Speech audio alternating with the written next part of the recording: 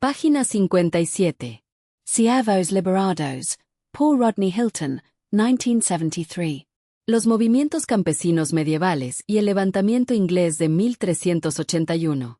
1.3. Los alodios fueron sometidos. Como veremos, el latifundismo no era el único fundamento del poder de la aristocracia europea sobre la masa del campesinado. Se requería también un control jurisdiccional respaldado por la fuerza armada. Con todo, era en el contexto físico del dominio territorial, compuesto de un número variable de feudos o señoríos, en donde entraban en contacto señores y campesinos. Era allí también en donde se pagaban las rentas, en dinero o en especie, a los agentes del señor, en tanto que en la reserva o heredad del señor se hacían efectivas las rentas en forma de prestación de servicios no retribuidos. Era el hecho del nacimiento o residencia en el señorío lo que hacía que los campesinos se vieran sometidos a las diversas desventajas de su condición. Era allí igualmente en donde se les juzgaba por cualquier delito que pudieran haber cometido contra los derechos del señor. Por último, era a la gleba del señorío a la que estaban vinculados los que eran de condición servil desde el nacimiento hasta la muerte. Las propiedades territoriales de la aristocracia variaban considerablemente de un lugar a otro, al igual que lo hicieron en el transcurso del tiempo. Las estructuras de los señoríos distaban mucho de ser homogéneas. En unos, la reserva señorial podía llegar a ser lo más importante, recurriéndose para su explotación a una mano de obra servil. En otros no había reserva, procediendo los ingresos del señor de diversas modalidades de derechos pagados por los colonos.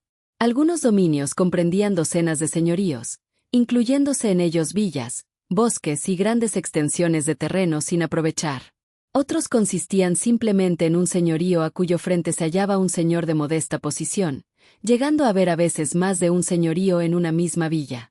Pero, con independencia de los diferentes tipos, el hecho esencial consistía en que era en el señorío en donde el excedente de producción o trabajo procedente de las explotaciones campesinas se transfería, en dinero o en especie, de quien carecía, de poder a quien lo ejercía. Aun admitiendo el gran significado social de la nobleza terrateniente y la importancia económica de sus extensos dominios, sería erróneo creer que cada hectárea de tierra cultivada, bosque o baldíos estaba comprendida dentro de los límites de algún dominio real o nobiliario. Naturalmente, la Alta Edad Media no nos ha legado ningún catastro exhaustivo que nos permitiera al menos formamos una idea de la distribución de la propiedad de la tierra entre las diferentes clases en los primeros tiempos. El inglés Domesday Book de 1086 es el primer documento que hace posible tal conocimiento. No obstante, parece seguro que durante la Alta Edad Media hubo una considerable proporción de bienes territoriales cuyos propietarios no tenían señor y solo se hallaban sujetos a la jurisdicción de la Iglesia y el Estado. A estas explotaciones se las conocía por el nombre de alodios, y aunque algunas podían llegar a tener dimensiones considerables, la mayoría consistían en pequeñas propiedades campesinas.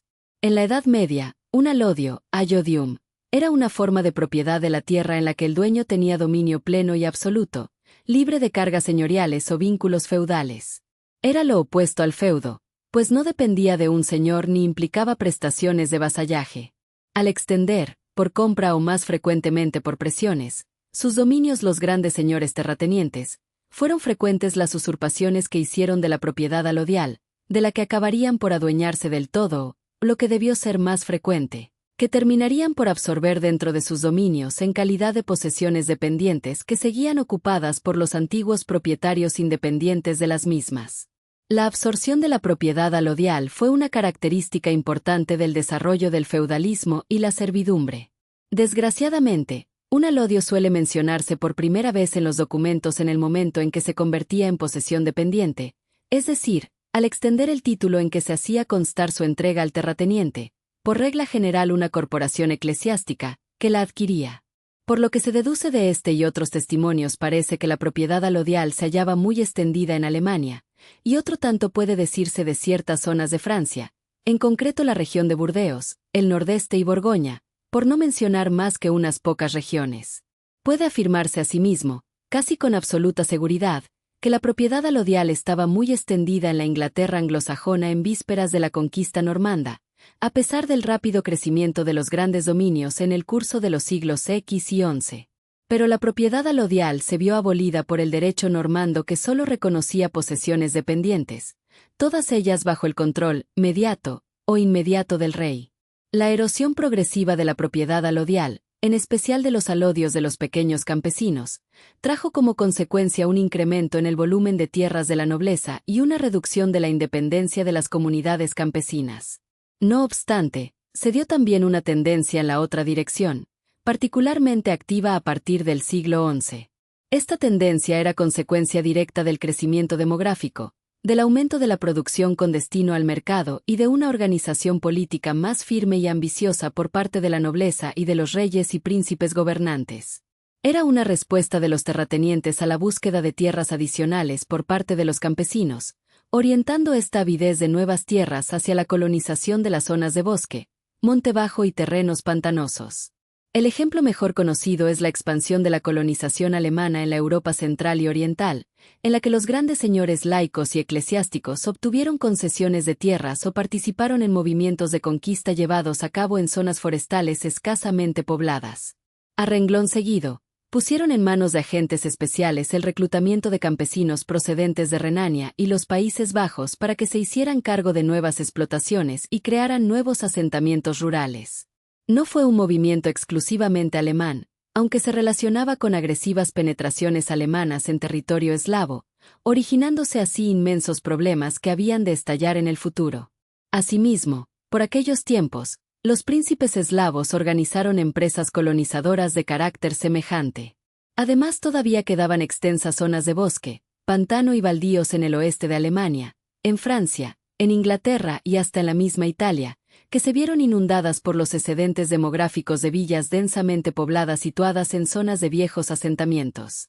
Lo importante en ambos movimientos es que a los colonos campesinos se les ofrecía por lo común tierras en condiciones favorables de tenencia, principalmente en estado libre, habiendo de pagar a cambio unas rentas bajas y fijas y sin exigírseles prestaciones de trabajo, al tiempo que se les concedía un cierto grado de autonomía local.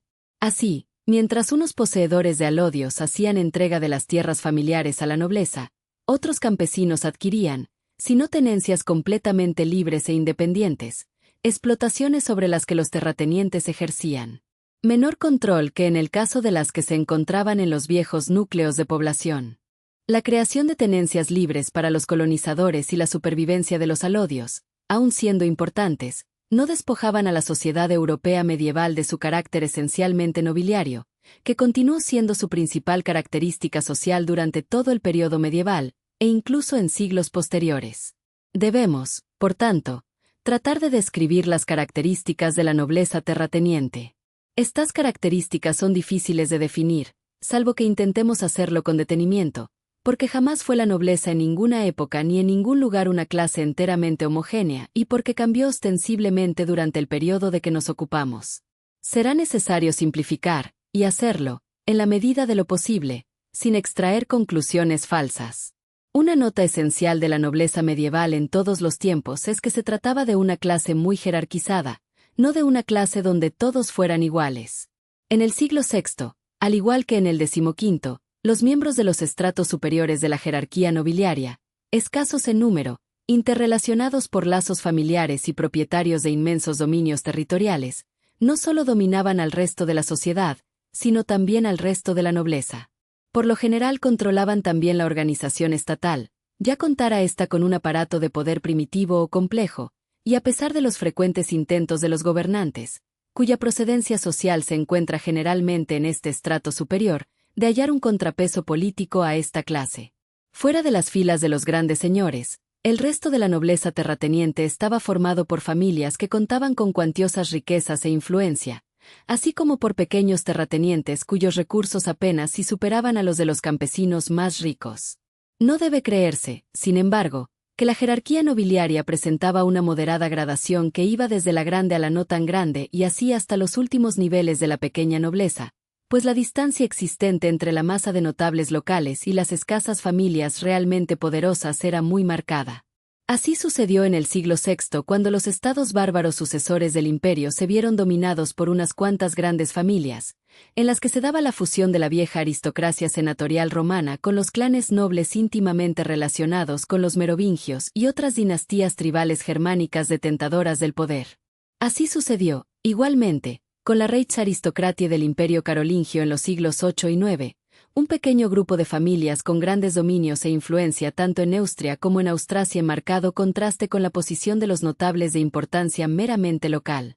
Puede apreciarse en la Francia del siglo XII en el contraste existente entre los duques, condes y grandes castellanos por un lado y los señores que ejercen su dominio sobre una sola villa por otro, y en la Inglaterra de la Baja Edad Media en que los grandes duques y condes, la mayoría de los cuales pertenecen a la familia real, ejercen un dominio sobre la masa de la pequeña nobleza local. La distancia social existente entre los grandes señores y el resto de la nobleza era en realidad debida a una disparidad de riqueza y poder, pero no suponía una disociación de los miembros de los diferentes rangos nobiliarios. Otra característica de esta jerarquía nobiliaria venía dada por el hecho de que los miembros de la misma estaban ligados verticalmente por lazos de lealtad, apoyo y dependencia, a los que se designaba en ocasiones por el término de vasallaje. La propiedad de tierra se realizaba en poder y riqueza en virtud de la lealtad y trabajo que los vasallos prestaban a cambio de la tierra. El trabajo de los campesinos, naturalmente, la lealtad de los pequeños señores, a quienes se les recompensaba por el apoyo armado que prestaban bien con tierras, bien con riquezas mobiliarias que, en última instancia, provenían de la tierra. Los lazos que unían a señor y vasallo tenían su origen en épocas pasadas, dándose ya entre las primitivas tribus germanas, antes de la creación de los estados bárbaros sucesores de Roma, bajo la forma de una relación entre el jefe guerrero y sus secuaces o compañeros nobles, y dándose también en el Imperio Romano, al igual que en otras antiguas civilizaciones, en las relaciones entre los grandes señores y sus clientes. La forma clásica de la relación entre señor y vasallo en la Europa feudal consistía en la prestación del homenaje y el juramento de fidelidad al señor por parte del vasallo, a cambio de lo cual recibía un feudo, feodum, del señor, normalmente en forma de dominio territorial. Las obligaciones a que se comprometía el vasallo incluían el servicio militar en el ejército señorial, el servicio de vigilancia en sus castillos, la asistencia a la corte señorial para prestar consejo, o en caso de litigio, declarar, junto con otros vasallos, lo que se entendía por costumbre y prestar ayuda monetaria cuando el señor la precisaba. Las obligaciones del señor consistían en el apoyo de los legítimos intereses y aspiraciones del vasallo, la crianza y formación militar de sus hijos y la tutela de sus propiedades y herederos, caso de ser estos menores. El aspecto militar de esta relación, servicio de caballero armado, durante un periodo de tiempo dado, a cambio de una determinada extensión de tierra, ha sido resaltado en exceso. Ciertas formas posteriores de fidelidad y recompensa, tales como las asignaciones de rentas monetarias a cambio de lealtad militar y política en los siglos XIV y XV, valían para expresar el mismo tipo de relación existente entre el señor y el vasallo o el señor y el partidario. Comentarios sobre los alodios. En la Edad Media, el alodio representaba una rareza dentro del entramado feudal. Era una tierra poseída en plena propiedad, sin dependencia de señor alguno, sin tributos ni servicios militares que pagar. El propietario de un alodio podía considerarse dueño soberano de su parcela, heredándola libremente y transmitiéndola sin necesidad de autorización externa. Este carácter absoluto lo convertía en una especie de isla de autonomía en un mar dominado por relaciones de vasallaje y subordinación. Sin embargo, esa autonomía no tardó en verse amenazada por la expansión de los poderes señoriales y la voracidad de las élites. El funcionamiento del alodio era sencillo en apariencia. El campesino o pequeño noble que lo poseía cultivaba la tierra, disponía de sus frutos y podía venderla o legarla sin restricciones. No debía acudir al llamado de armas de un señor ni entregar parte de la cosecha como renta. En algunos lugares, como Cataluña o ciertas regiones alemanas, los alodios eran relativamente comunes y constituían la base de comunidades campesinas con cierta independencia. Pero esa independencia era frágil. La Edad Media estuvo marcada por guerras constantes, crisis de subsistencia y epidemias que debilitaban a los pequeños propietarios. En ese contexto, los grandes señores aprovecharon cada oportunidad para ampliar su dominio. La absorción de los alodios se produjo de varias maneras. A menudo, la presión militar obligaba a los campesinos a buscar protección en un señor, convirtiendo su tierra libre en feudo a cambio de seguridad. En otras ocasiones, el endeudamiento tras malas cosechas llevaba a vender parcelas a precios irrisorios, lo que permitía a los ricos acumular propiedades. También hubo casos de pura coacción, nobles que imponían su autoridad sobre tierras libres, legitimando la usurpación mediante documentos o privilegios reales. El derecho feudal, cada vez más consolidado, fue desplazando la noción de propiedad absoluta y transformando los alodios en tenencias condicionadas. Este proceso no fue uniforme en toda Europa. En Francia, los alodios prácticamente desaparecieron hacia el siglo XIII, absorbidos por el sistema señorial. En Inglaterra, la conquista normanda aceleró la subordinación de tierras libres al régimen feudal. En Alemania, en cambio, sobrevivieron más tiempo, y algunos pequeños señores conservaron alodios hasta bien entrado el período moderno. En la península ibérica, especialmente en Cataluña y Aragón, los alodios campesinos fueron frecuentes en los siglos XI y XII, pero poco a poco se integraron en el dominio señorial, aunque en algunos casos sirvieron como base para comunidades rurales con cierta resistencia. La historia de los alodios es, en última instancia, la historia de una derrota. Representaban una alternativa a la lógica feudal, un espacio de libertad económica y jurídica, pero esa libertad fue devorada por la expansión de los poderes aristocráticos. El campesino libre, dueño de su tierra, se convirtió en vasallo obligado, sometido a tributos y servicios. La nobleza, siempre ávida de ampliar su riqueza y su control, encontró en los alodios una presa fácil. La violencia, la deuda y la manipulación legal fueron los instrumentos de esa apropiación. Lo que en su origen era símbolo de autonomía acabó reducido a excepción marginal o absorbido por el sistema. Sin embargo, la memoria de los alodios no desapareció del todo. En la historiografía, se los recuerda como vestigios de una propiedad plena que anticipaba, en cierto modo, la noción moderna de propiedad privada. Su existencia demuestra que el feudalismo nunca fue un bloque monolítico, sino un sistema en tensión, con espacios de resistencia y autonomía que, aunque finalmente vencidos, dejaron huella.